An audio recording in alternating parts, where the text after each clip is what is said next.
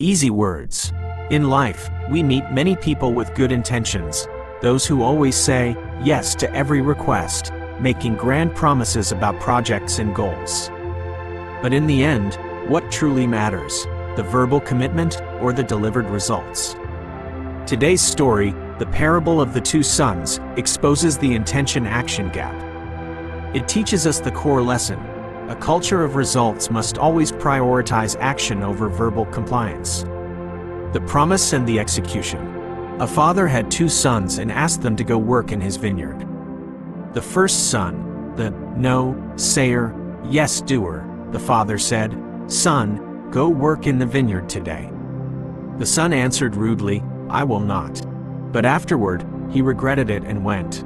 The second son, the yes-sayer, no-doer, the father made the same request. The son replied politely, "I will go, sir." But he did not go. Jesus then asked the listeners, which of the two did the will of his father? The answer is clear: the first one. The shocking lesson is, words and actions were completely misaligned, and verbal compliance was utterly worthless. In the father's eyes, the repentance and action of the first son were more valuable than the empty politeness of the second. Results are the only measure of obedience. The intention-action gap. This parable provides a framework for assessing performance in the modern environment. The intention-action gap. This is the biggest problem in personal and organizational productivity. Many people belong to the second son type. They have good intentions, signing up for the gym, buying business books, but they cannot translate those intentions into disciplined habits. Culture of results. The wise leader evaluates employees based on actual performance, the first son, not on their enthusiasm, promises, or political compliance, the second son. Be wary of those who always agree in meetings but never complete the work. Easy consensus is a trap of procrastination. The person who truly creates value is the one who works, regardless of their initial attitude. Application in leadership and personal productivity.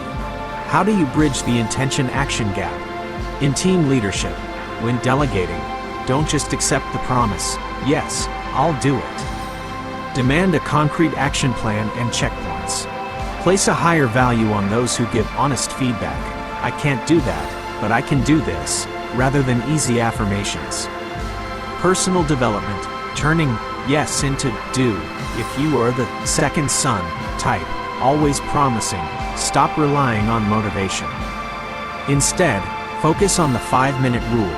Just start the task for 5 minutes to activate action, or specific action planning, e.g., instead of "I will exercise," commit, "I will run 3 kilometers right after breakfast on Tuesday." Prioritizing action.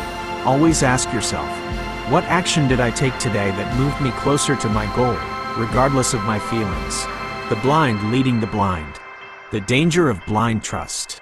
We are taught to trust our leaders, but blind trust is the fastest route to disaster.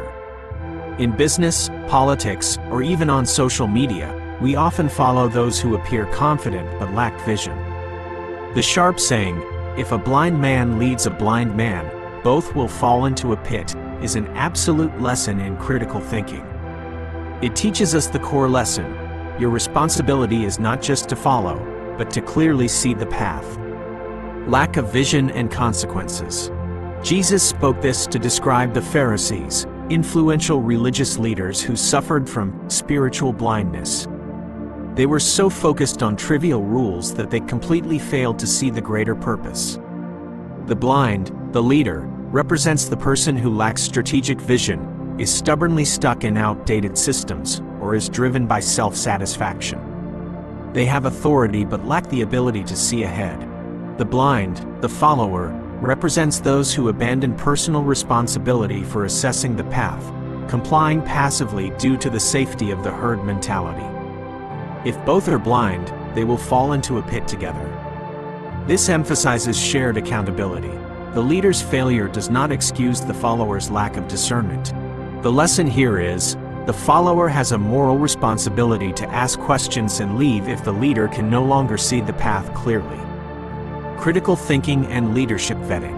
How do we avoid falling into this pit in the age of information overload? Critical thinking. This is the ability to see for yourself. Instead of asking, "What did the leader say?" ask, "Where is the leader leading us, and is that where we need to be?" Evaluate the leader's strategy based on data and actual results, not charisma or reputation. The disease of short-sightedness. Many companies and followers get caught up in short-term trends or decisions that focus solely on this quarter's profit while neglecting long-term sustainability. This is a form of financial and strategic blindness. When you join a project, a movement, or an investment, ask yourself, does this leader see more clearly than I do, or are they just pretending to know the way? Application in work and social media. How do you activate critical thinking daily? In the workplace, never execute a task you believe will lead to failure. Your responsibility is to speak up respectfully. A true leader values someone who sees the path clearly more than someone who simply complies. Investment, crowd following. Don't blindly follow experts or the crowd's advice, FOMO. Sit down and calculate the cost and risk yourself. Losing your money isn't the other person's fault. It's the consequence of abandoning your own judgment. In information consumption, be your own guide on social media. Don't accept extreme or simplistic claims. Always ask, where is the evidence? What is the long-term vision of this information? The cured blind man is made blind again. The problem of new evidence. In every field, from technology, science, to business, progress always hinges on accepting new evidence. But what happens when that evidence completely contradicts established core beliefs and the order of power? Today's story, The Man Born Blind Healed, is a deep analysis of resistance to change. It teaches us the core lesson. The refusal to accept truth often stems from the fear of losing power or the comfort of the old order. Rejecting undeniable truth. Jesus healed a man who was born blind with an undeniable act. His condition was lifelong, and now he could see. Instead of rejoicing, the Pharisees, representing the organization and the law, reacted with skepticism and hostility. Reaction 1. Evidence denial. They questioned him, questioned his parents, and even argued he had never been blind. They rejected the reality. Reaction 2. Attacking the source. Since they couldn't deny the fact, the man could see, they shifted to attacking the source of the truth, the healer. They argued, this man cannot be from God because he violated the Sabbath law. In other words, even if the result is good, if it goes against our rules, it is wrong. Ultimately, the organization expelled the healed man. This event reversed the roles. The man who gained sight of the truth, the cured, was called a sinner, while the Pharisees who claimed to see were called blind by Jesus, spiritually blind. The organization's fear. The Pharisees' reaction is a perfect model of organizational fear in the face of innovation, resistance to change. The problem wasn't the healed man. The problem was that the healing happened outside their process and challenged their authority. If Jesus could do it on the Sabbath, their entire interpretation of the law was destabilized. Fear of losing status, their core belief that only they understood the law, was being shattered. Accepting the new truth meant admitting their own fallibility and risking the loss of social power. They chose to protect their authority over accepting the truth. The lesson for us: it is difficult to get a man to understand something when his salary depends on his not understanding it. Application in business and mindset.